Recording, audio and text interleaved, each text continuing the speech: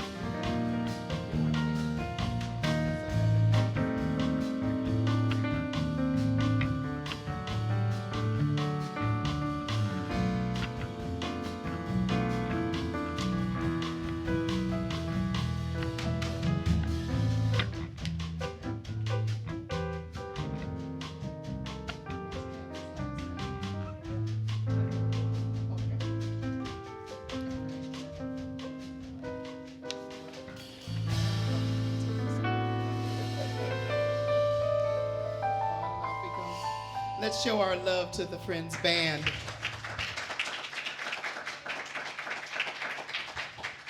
Ken Brewer on guitar and keys, and Kevin Kelly on bass, sitting in for our Jim Solberg, and Mr. Don Schultz on drums. All right, good morning. Let's all stand together and sing our opening song. It is on our canary yellow paper. I think that's canary. We're going to call it canary yellow. I like it. Yeah. I am open to my good. Oh, thank you for this day. Oh, and I'm open to my good. All right. All right. Yes. So let's breathe together and move around as we open up this morning to our celebration service. And I want to say thank you. Thank you. Say thank you. Oh, thank you. Thank you for this day, Spirit. Thank you for this day. Thank you for this day, Spirit. Thank you for this healing, this healing, this healing, this healing day. This healing, this healing, this healing day. Thank you. Thank you for this day, Spirit. Thank you for this day. Thank you for this day, Spirit. Thank you for this healing, this healing, this healing, this healing day. This healing, this healing, this healing day. Thank you for this day, Spirit. Thank you for this day. Thank you for this day, Spirit. Thank you for this beautiful, this beautiful, this beautiful, this beautiful day. This beautiful, this beautiful, this beautiful day. Thank you for this day. Thank you for this day. Thank you for this day, Spirit. Thank you. Oh, this beautiful, this beautiful, this beautiful, this beautiful day. We get rain. Beautiful, this beautiful, this beautiful day. Thank you for my friends, Spirit. Thank you for my friends. Thank you for my friends, Spirit. Thank you for my wonderful, my wonderful, my wonderful, my wonderful friends. My wonderful, my wonderful, my wonderful. Thank you for this, my friends. For my friends, Spirit. Thank you for my friends. Thank you for my friends, Spirit. Thank you. My wonderful, my wonderful, my wonderful friends. My wonderful, my wonderful, my wonderful. Oh, I say thank you. Thank you for this day, Spirit. Thank you for this day. Thank you for this day, Spirit. Thank you. This beautiful, this beautiful, this beautiful, beautiful day. Yeah. This beautiful, this beautiful, this beautiful day. Thank you. Thank you. Oh, thank you. Thank you. I'm so grateful, so grateful, so grateful, so grateful, so grateful. And I say thank you, thank you, thank you, oh, thank you. Yes, blessings. You may be seated.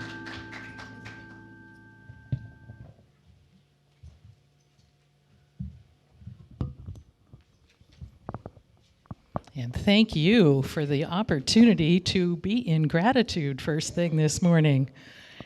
Good morning and welcome to the Portland Center for Spiritual Living and to our Facebook Live service. We're a science of mind community that teaches spiritual principles to transform your life and to make the world a better place. Wherever you are on your spiritual journey, you're welcome here. All we ask is that you stay open to the possibility of changing your entire life simply by changing your mind. My name is Sandy Liebold, and I serve as one of the licensed practitioners on the Center's ministry team. It's my honor to welcome you here today, both in person and on Facebook Live or wherever else you might be in cyberspace. If you are new to the Center and joining us in person, there are welcome packets at the back of the sanctuary. And in that, there's all sorts of information about our center and what we believe and who we are and what we stand for and how we might serve you. And for our global audience and anyone else, I invite you to find out more about us on our website at cslportland.org. Under the About Us menu tab, you'll find a lot of information about who we are, what we stand for, and how we can serve you. The website also has details about the various activities at the center. The other thing that the website has that's very cool is there are 3 subscription services that you can sign up for. One is a weekly email listing of all of our events and services. We have a free program called 365 Earnest Homes. Through that, you'll receive a daily Earnest Homes affirmation sent directly to your email inbox. And Reverend Larry puts these together. They feature a lovely background picture and some reflective material that Reverend Larry also puts together. And the third thing, perhaps the most important, is that you can enter your birthday. You don't have to give your year, just your date, to receive an e-card and a gift on your birthday. And that gift is actually a free session with one of our licensed practitioners here. So it's a great thing to do that and to take advantage of that service. Today, I'd like to highlight several announcements. You do have your announcements in your physical bulletin if you're here, and also these things are online. As you know, we do Sunday services here at the center and through Facebook Live at 11 o'clock each week. And you can also catch it later on in the week if you prefer, or if you somehow miss us on Sunday, on YouTube and on a podcast that you can get within a couple days after Sunday. We also have a weekly Wednesday night meditation that's occurring on Zoom. That occurs at 7 p.m. Pacific time. This week, licensed practitioner Kathy Batten will be doing a meditation that's entitled The Circle of Life. So I don't know if that's a Lion King thing or what, but it sounds like it should be interesting. Also, every week, we've been doing Friday lunches with Reverend Larry, and that's on Fridays at 11:30 on Zoom, Pacific time, and lunch is optional. You can munch on your Zoom call if you like, and mainly that's an opportunity to ask questions of Reverend Larry, just kind of hang out and be in community, meet with some of the other congregants, whatever calls to you at that time. It's a great time just to get together. We also have ongoing online Zoom groups for our Social Justice Book Club and our 12-step program for women. These are both facilitated by licensed practitioner Nancy Ashley. Also in your bulletin and online, you'll find a complete listing of our educational offerings. We have a lot of things coming up this fall. I'd like to highlight just a couple of them that are coming up sooner rather than later. The first one is a 5-week series facilitated by Reverend Larry on me and white supremacy. And I can tell you that I personally have been involved, participated in this twice, once as a participant and once helping to facilitate. This is a really wonderful process for any of us who are working to become more anti-racist. It really is an opportunity to go deep and journal and really understand what's inside and think about how we would like things to be different. So it's a fabulous program. And the next thing that starts on September 21st. Registration is open for all these things right now. The second one that is coming up very soon is on clarity. It's a sacred covenant process for our life purpose, and that's being facilitated by Reverend Marilyn Sprague. It's a 1-day Saturday workshop on the 25th of September from 10 to 2:30 Pacific time. So find out more information in the bulletin or online about those two things and all the other offerings that we're doing this fall. Today, our flowers, our beautiful flowers, as always, are courtesy of Kat Jacobs. And today, our special music is provided by the Friends Band with a guest performer rejoining the Friends. Today's message is by Reverend Larry, and it's on from knowledge to wisdom. So we've got some good things to learn today in our lesson and in our message.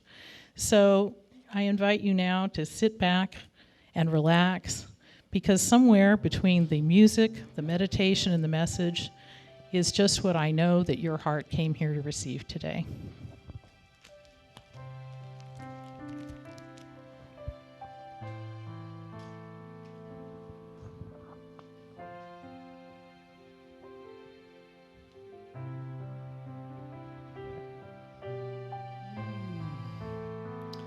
Let's bring our awareness to right here, right now, as we enter our sacred time of meditation together.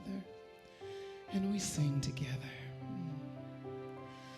God is, I am, right here, right now, right here, right now. God is, I am. God is, I am. Right here, right now, right here, right now. God is, I am. God is, I am. Right here, right now, right here, right now. God is, I am.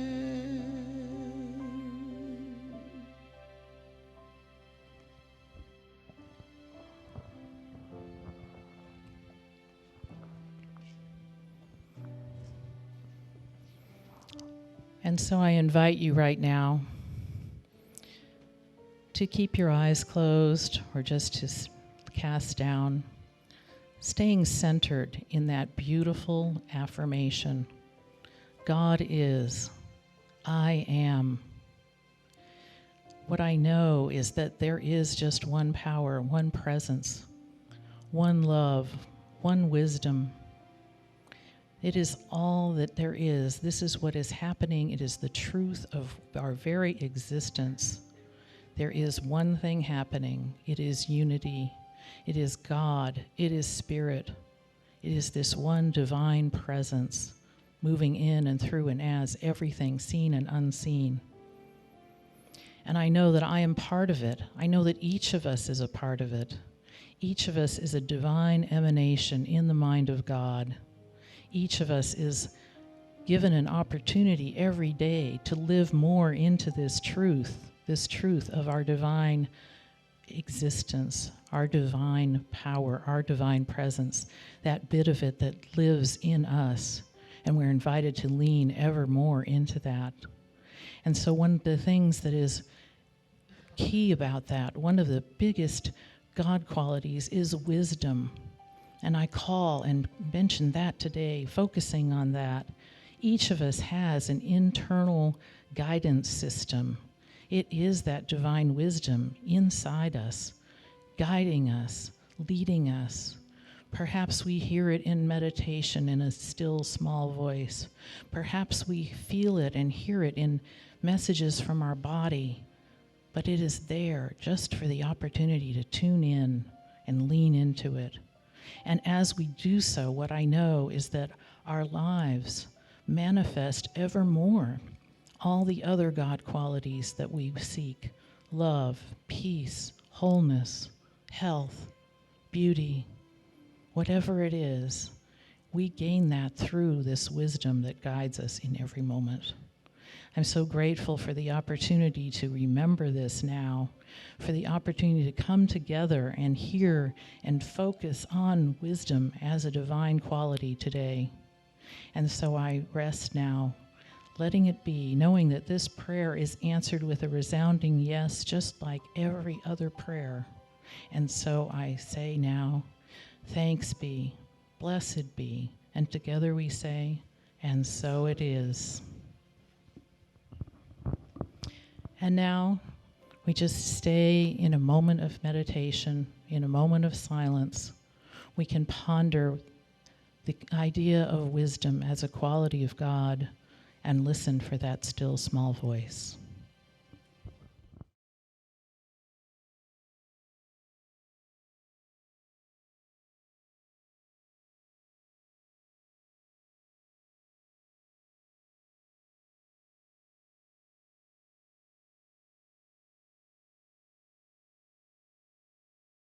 Welcome back from the silence. And we've got a beautiful song that will continue this beautiful meditative energy.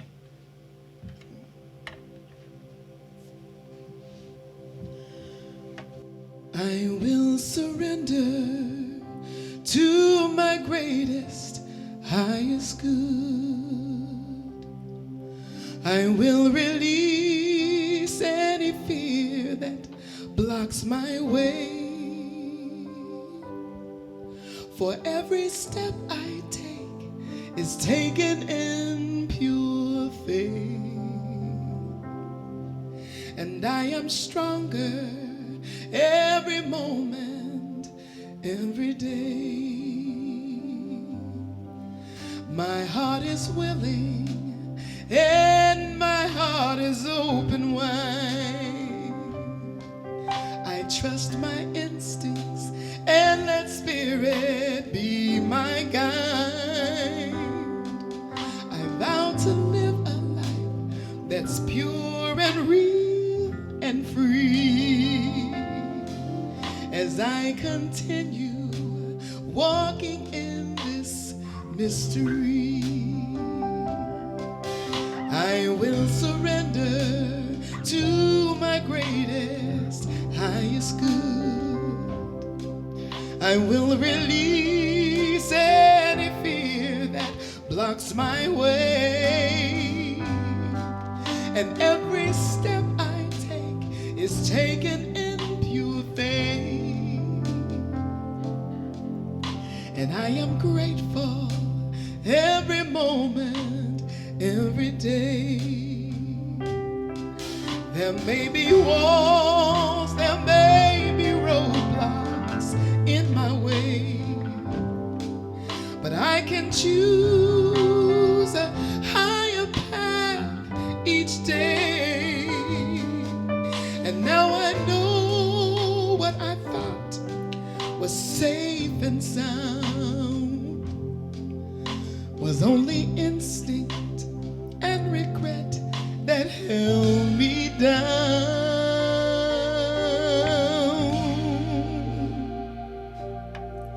I will surrender to my greatest, highest good. I will release any fear that blocks my way. Every step I take is taken in pure faith. And I am kinder every moment, every day. Yes, I am more loving every moment, every day. I surrender every moment, every day.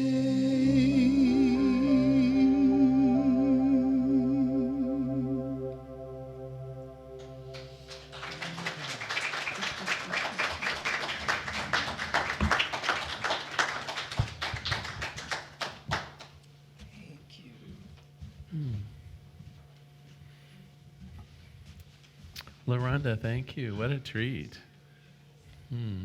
Beautiful song, beautiful voice.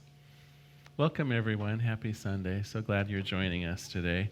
This month, we're using Zen in the Age of Anxiety for our inspiration, Tim Burkett. And when I picked this book almost a year ago, who knew that we might be in the midst of one of the most anxious times on the planet, right? This last few weeks, we've talked about a variety of different ways, different sources of anxiety in our life. And I got to tell you, they're up for all of us. The first week, we covered the idea of anxiety around just believing that we're not worthy, that the good life is going to elude us because of who and what we are. Then the following week talked about using our negative past events as though they might predict our future in terms of it being negative. And we learned how our brain is apt to spin a negative story based on selected incidents from our past rather than looking forward to the future. And of course, the resolution to both of those really is that knowledge itself is curative. Just knowing that our brain will tend to catastrophize, just knowing that the way that the world works will tend to make us picture things on the negative side is helpful. Then we can know, wait a minute, is this true? Or is this just the way that my brain is picturing it right now? Maybe I need to seek out a greater truth. And so today, that's really the thesis that we're going to be talking about today, the idea of getting more information, but beyond the information, beyond knowledge, really what do I do with it? How do I turn information into wisdom, something that really is useful in my life rather than just data floating around? So back to the idea of anxiety a moment, though. One of the other anxieties that Tim Burkett talks about in the book that's really up for us right in this present moment is the anxiety that comes from not knowing what's going to happen next. Is there anything more fundamental than just worry, just anxiety around not knowing what tomorrow will bring? I remember I was on a vacation with my mom. Oh, gosh, it's probably about 20 years ago. And, of course, you don't know my mom, so I suppose I need to explain a little bit about who she was. I think those of you who know me, though, know there is a little bit of the control freak in me. And I got to tell you, my mom is where I got it from. She liked to know what everything was going to be. She had her life planned out in a lot of detail. And I remember one year we decided we were just going to go on vacation together and just kick back and not do anything in particular. Well, on about day 3 of that vacation, I was walking by, we had like a nice 2-bedroom condo kind of thing, and I'm walking by her bedroom door, and I hear my mom crying. I don't remember ever hearing my mom cry. And so I knock on the door, and what's wrong? Well, I just don't know what I'm supposed to be doing. And I think we're all in that place right now. We just don't know what we're supposed to be doing. The world is in such great turmoil that the possibilities for things going wrong or just not the unknown is up in such a degree. We're aware that there's a climate change, but what can I do about it? We're aware of systemic racism, but what can I do about it? What's going to be the resolution of it? Of course, the COVID-19 epidemic. How do these things resolve? Do they resolve? And will my life ever be back to normal? Well, first of all, of course, we got to talk about that a little bit. Do we really want life back to being just the way it was 18 months ago? I mean, some people might say this is a grand opportunity for improvement, that as we come out of the other side of some of these issues, the world will be a better place, and I will be more secure. I will know more about what I need to do to keep myself safe, to keep my friends safe, to keep the world safe, and so on, that this has a purpose. This isn't just an open-ended mess unfolding.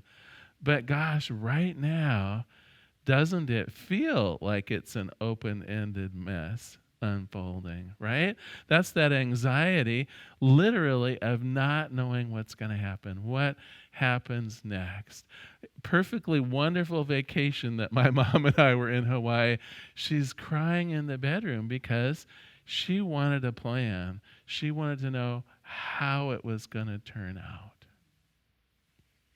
I wish I could offer that to you, right? Now, what Mom and I did, we sat down at the table in the condo, and okay, Mom, Tuesday we'll go to the quilt museum, and went, right? It's like, and she took great comfort in that.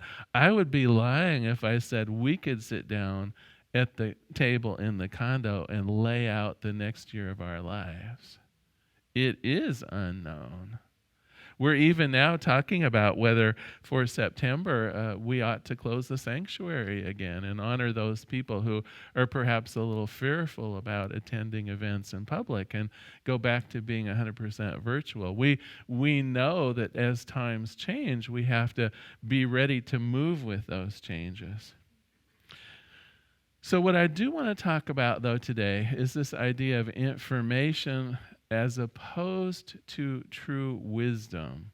The idea of going from knowledge, going from just what we can read about and see about, into a more inner wisdom for us. And of course, you know me, I managed to find a joke that kind of, well, you be the judge, I guess. So since he was a child, a man had been terrified of something that might be hiding under his bed. It was so bad that even thinking about going to sleep would bring up waves of anxiety. Well, after many years, he finally decided to go to a psychiatrist, hoping for some kind of release.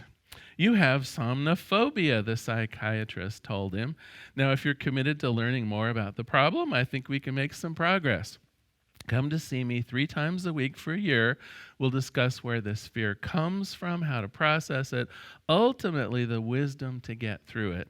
Well, the man asked how much each session would cost and then told the psychiatrist that he would think about it. Well, a few months later, the man ran into the psychiatrist at the supermarket. "How have you been?" asked the psychiatrist. "Have you decided on getting some help with your somnophobia, your fear of that something under the bed?" "Oh, I'm all over that," said the man, "but your suggestion was going to take too long, and it was way more money than I could afford." "Well, then how did you get over it?" asked the psychiatrist. "I just cut the legs off the bed."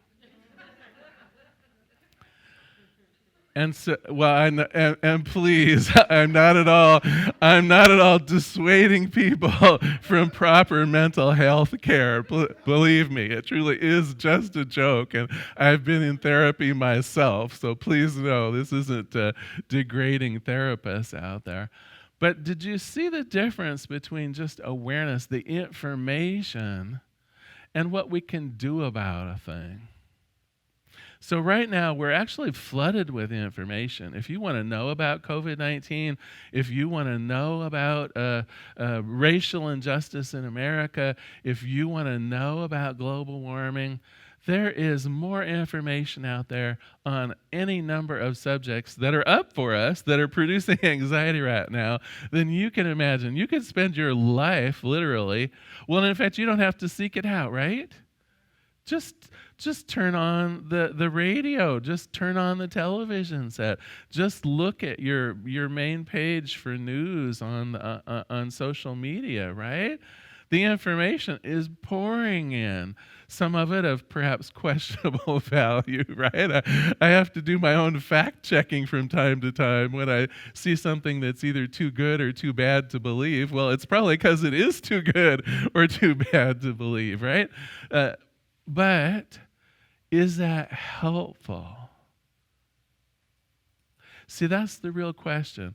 Is information, is knowledge helpful? Well, sometimes it is. Sometimes just knowing about a thing actually is helpful. Just knowing that I'm actually wired from early stages of human history to be anxious, to be able to react quickly to a flight or fight kind of situation. Just even knowing that my brain was programmed for that actually is a little bit helpful, isn't it? Then when a wave of anxiety comes over me or a wave of anger, I go, wait a minute, Larry. The reason you're feeling like your life is in danger is because you're wired that way. But just take a breath. It's not the reality of this situation. Your boss on the other end of the phone isn't really going to eat you, right?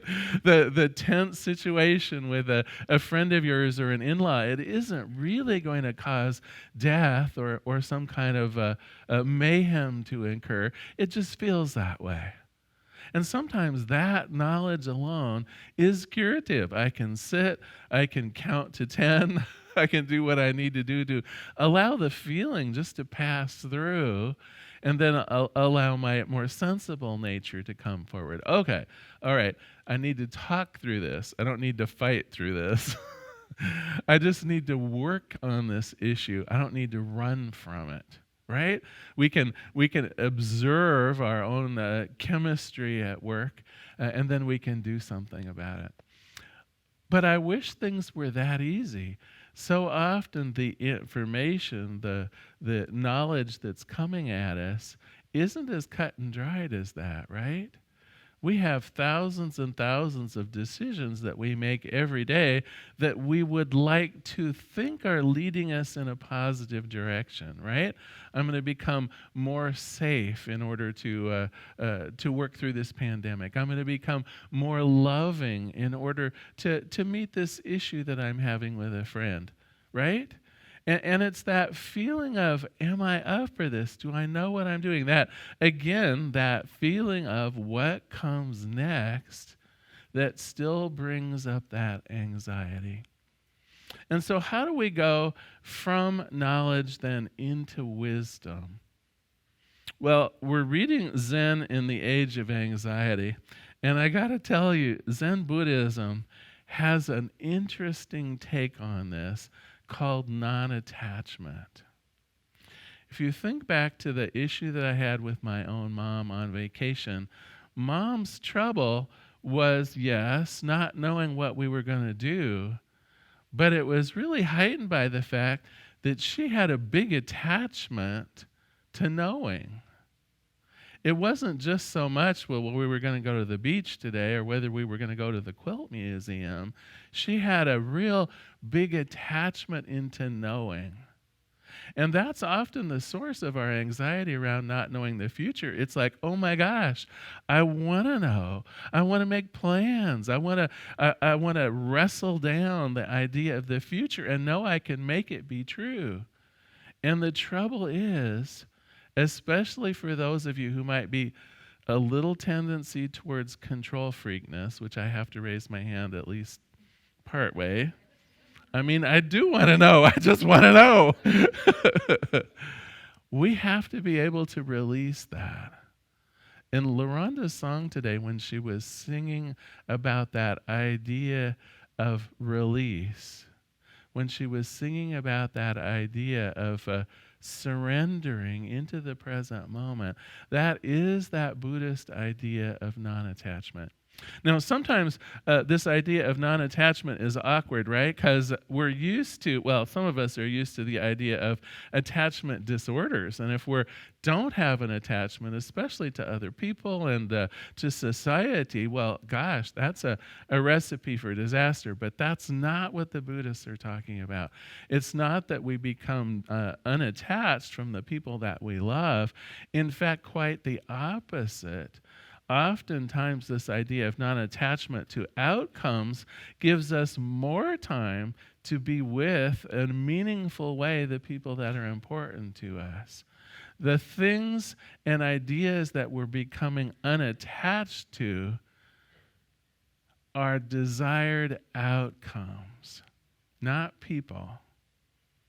So we remain attached to the people, but we become unattached to the particular outcomes. And in particular when it relates to people, right? So often we think we actually know better how other people ought to live their lives. Have you noticed that kind of going around? If there's a real pandemic right now, that might be it, right? We all have an opinion around vaccination. If you're on one side, you know that the other side is wrong. Around global warming, right? People have different ideas about how we might attack this problem, or even if there is a problem. And of course, your position is the correct position. Gosh darn it.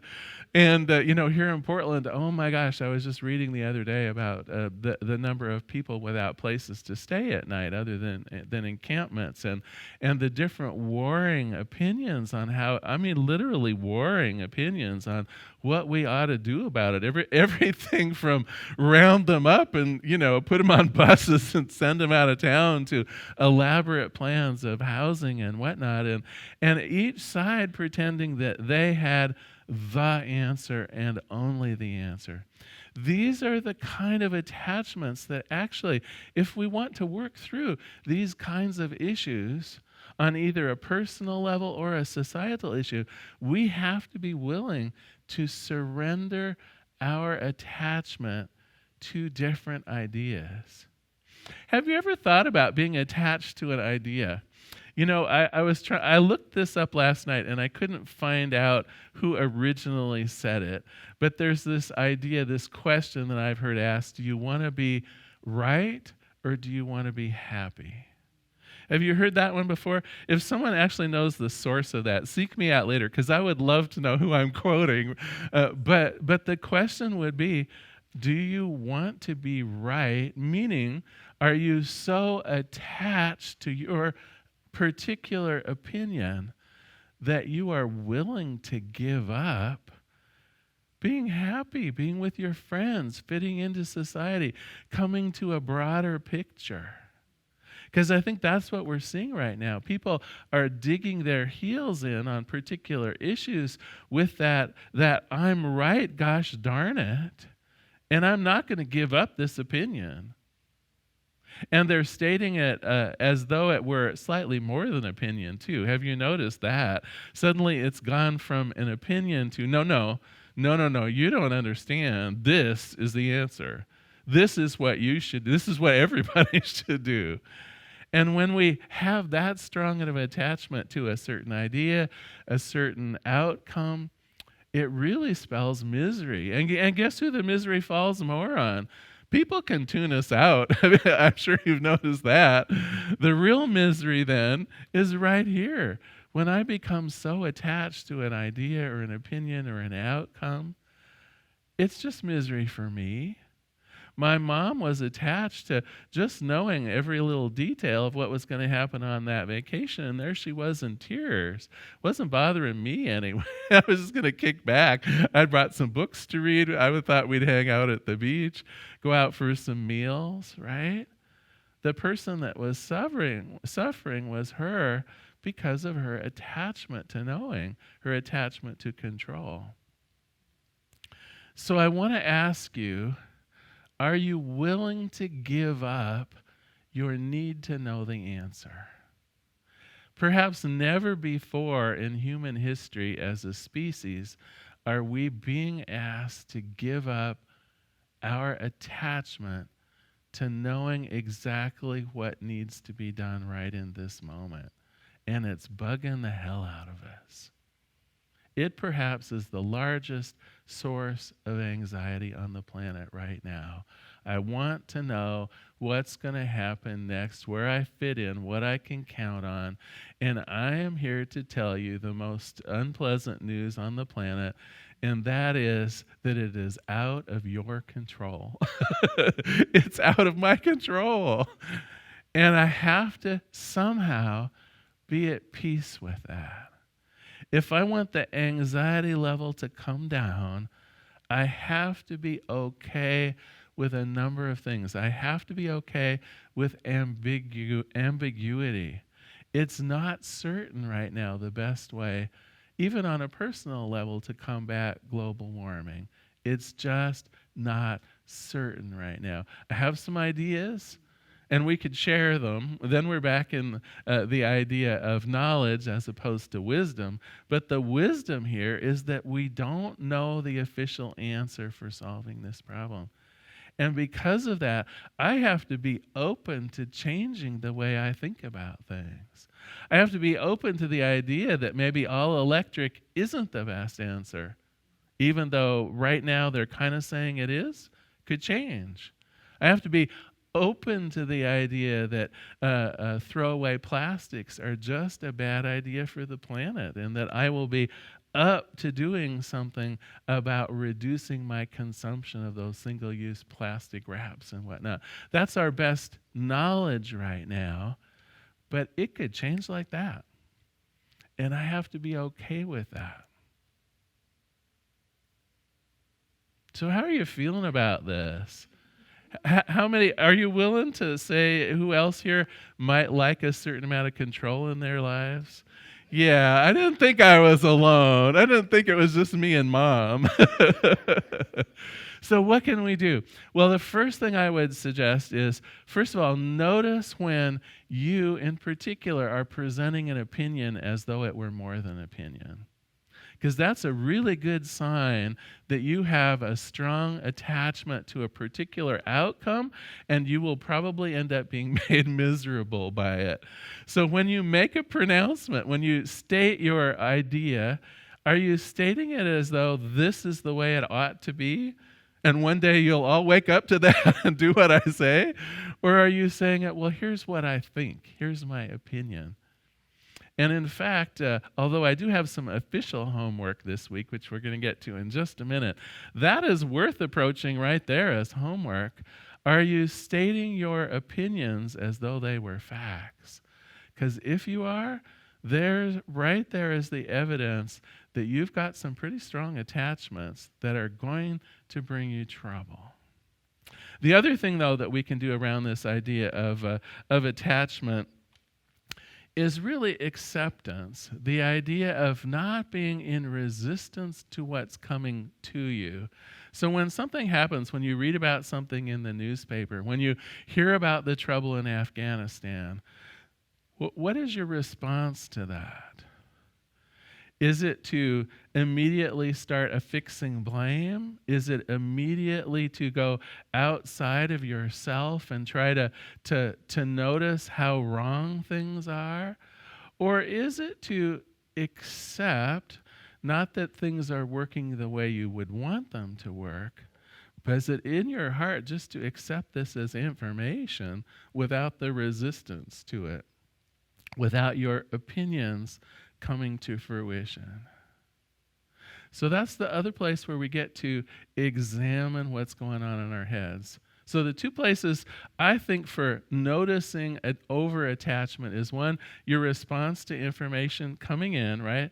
That's the wisdom piece that we have to translate that's the knowledge piece that we have to translate into wisdom. And then the second piece, of course, is when it then bounces back out, is my opinion sounding an awful lot like what I think isn't a fact instead? Okay, well, to summarize today, anxiety around the unknown is caused by our attachment to ideas and outcomes. When we feel out of control, we become anxious. When we don't know what's going to happen, we become anxious. But being out of control is actually natural. It's what's going on in the world right now. We can't be in control of it.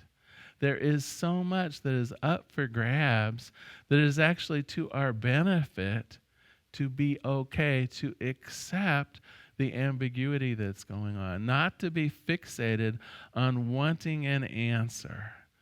Rather, pay attention to the process. Pay attention to the information that's coming in. Can I turn that into something that I can take positive action on? And if not, just let it go. Just breathe into it. It's not what you would wish, but being anxious is not going to help you. Finally, the idea that we can be open to newness without being afraid. Can you be open to newness without being afraid? I think we can. I think if we notice it. Again, it's that issue of noticing at first. The gut reaction to newness might be, but we allow that emotion to be there, right? This is the unknown. My life is full of unknowns. Why would I make the assumption that the unknown will be negative? Instead, can I open my heart to see it as a positive? I'm urging you all actually to come next week. Next week is what I call one of the Good News Sundays. I'm going to astound you with all of the amazing things that are going right with the world right now. And so I want to invite you in particular to be here next week. Next week we're going to be talking about just accepting the world as it is and the idea of reversing anxiety by seeking out its opposite, by seeking out all of the wonderful things going on in the world. So you're going to want to be here for that. I do have official homework for you. This one's out of the book. You know, this month we've been doing homework out of the book, and he has a lovely exercise, I think, for this idea of non-attachment. He says, spend 15 minutes reflecting on a difficult relationship. So think of a relationship that you're in the midst of where there's some difficulty, some perhaps communication issues, whatever it might be. And whatever story you're telling yourself about it, create an opposite story. So let's say maybe a loved one, you're having some real difficulties over, I don't know, maybe you're vaccinated and they're not, or the reverse. or maybe someone that you love is not being very safe in the world, and you think that they would be better served if they were behaving differently. Whatever that awkward relationship right now, notice the story that you have. This person just isn't behaving properly. They're behaving foolishly. They're spending their money unwisely. Whatever the story you have. And the homework is to lose your attachment to that story and just make up a different story. Literally, make up a story that's the opposite. Tell yourself, no, she's actually spending her money wisely. And I really appreciate my sister for her wisdom in her accounting ability. Or just make up the opposite story and just spend 15 minutes thinking about this relationship from that opposite perspective. Now, you might be saying, well, but Larry, that's not true, right? She really is being an idiot, and I get that, and I'm not saying that you have to change your opinion, but I think this will help pose it as an opinion. Do you get where I'm going with this? So spend 15, that's your homework, easy homework, 15 minutes, look at a relationship that's in trouble, tell yourself the story, and then reverse the story. Spend 15 minutes thinking about this story from the opposite perspective. All right, well, I'm going to close with a prayer today, and again, please come next week. I think we're going to have some fun as we wrap up this particular series in the age of anxiety. So let us pray. There is one power, one presence, one life, one love, only this one thing.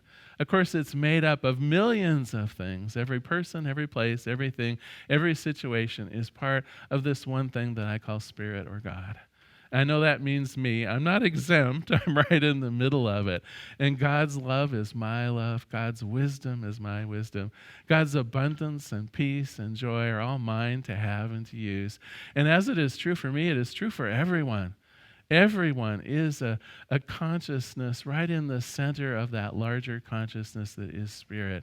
Each one of us has access to the keys to the kingdom, the ability to be and to do our heart's desire. It is for us to experience the good in the universe. And as we learn to put aside our fears, as we learn to process through our anxieties, I know that knowledge turns into wisdom, that we're able to navigate through all the facts and figures out there and come to a place of wisdom within ourselves that allows us to be content, that allows us to feel powerful. And I'm grateful for this. I let it be. And together we say, and so it is. Now is our time of conscious contribution. Thank you. Thank you. Now is our time of conscious contribution. If you'd like to take your gift or your tithe in hand, I know that some of you online are going to our website at cslportland.org/donate. And if you'd like, you can repeat after me. Graciously I give from a place of love, knowing that as I give, so do I richly receive.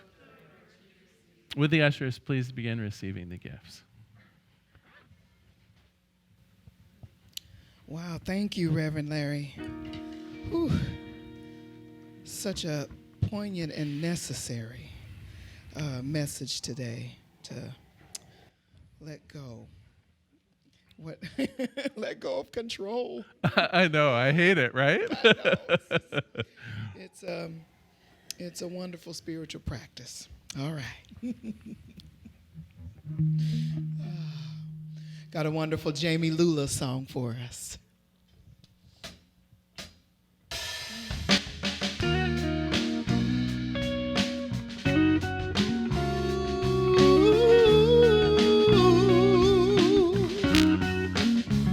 I wish you peace. I wish you joy. I wish you love, love, love, love, love. I wish you faith in yourself to reveal all that you've come here to be. Love is my choice. Love is my decision. Love is my voice. Love is my religion. Love is my religion. Ooh, yeah, yeah, yeah, yeah. I wish you strength.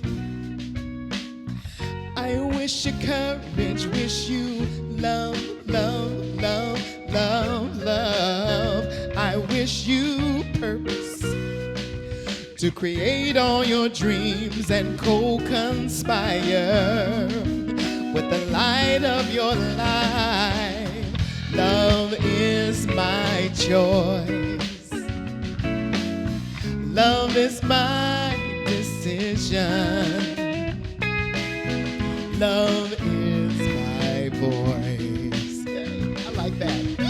Love is my religion. Love is my religion.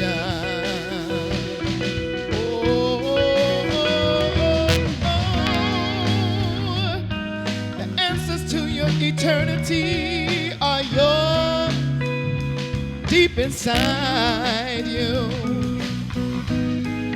The freedom of expression, it's yours to choose or hide.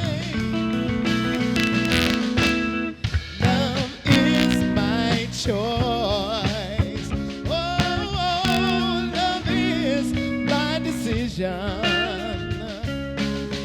Love is my voice. Oh, love is my religion.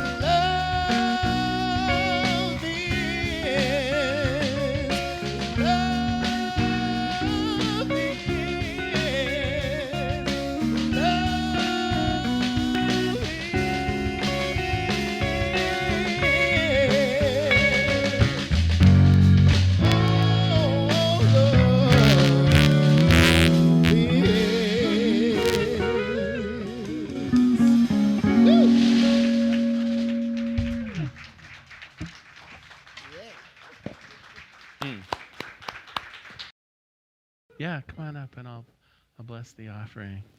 Thank you, Nadine. On behalf of the Portland Center for Spiritual Living, I receive these gifts with great love. I know that our vision of a world that works for everyone and our mission of personal empowerment, I know that as we pay our bills, as we make gifts to other nonprofits, this circle of love expands in the world. I'm grateful, I let it be, and so it is.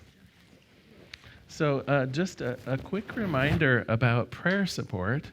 Gosh, putting that mask on and off is, I think, sorry, but it's a good thing. Anyway, I just want to remind you about prayer support. If you'd like some prayer support, a couple different options to you. If you're here in the sanctuary, we have prayer request cards on the back table there where licensed practitioner Sean Larkin is sitting. You fill out one of those cards, put it in the box, and it's our honor to pray for you throughout the week. We also, though, accomplish that quite well, I think, online. If you go to our website, cslportland.org, the bottom of every page is a link that says Submit a Prayer Request. Just fill that in, and it's auto-magically mailed out to all of our licensed practitioners, and we start praying for you right away. So please take advantage of that. For now, though, I think we ought to do our benediction. I invite you to stand if you like, and just repeat after me. Something wonderful is flowing through me right now. Something wonderful is flowing through me right now. It is this thing called life. It is this thing called life. Life is in my mind. Life is in my mind. Life is in my body. Life is in my body. And life is in my affairs. Life is in my affairs. I think it. I think it. I feel it. I feel it. I expect it. And I am it just the way that I am. Just the way that I am. Please know with me that you are never alone. If at any time during the day or night, if forgetfulness might creep upon you, go within. On that altar of the Most High, recognize that you are loved. And in gratitude for this certainty, I let it be, and so it is. So our closing song this month is I Am Open to My Good.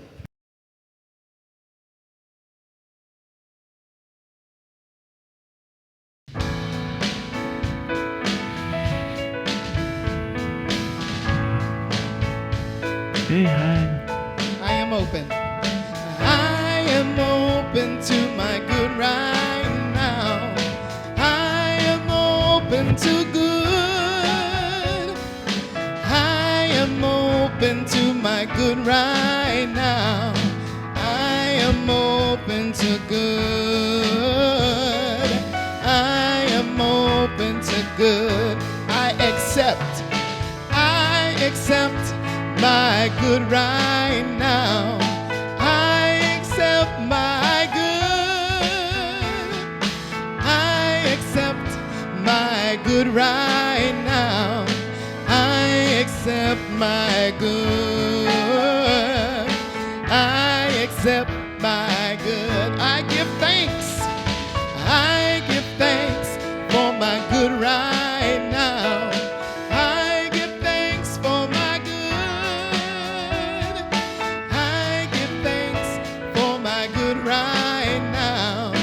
I give thanks for my good. I give thanks for my good. I am open.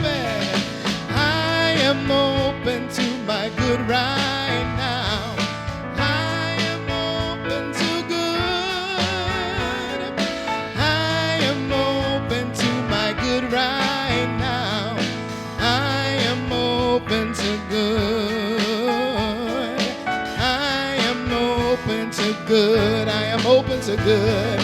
I am open to good. I am open to good. Amen. Stay open to good. Bless you.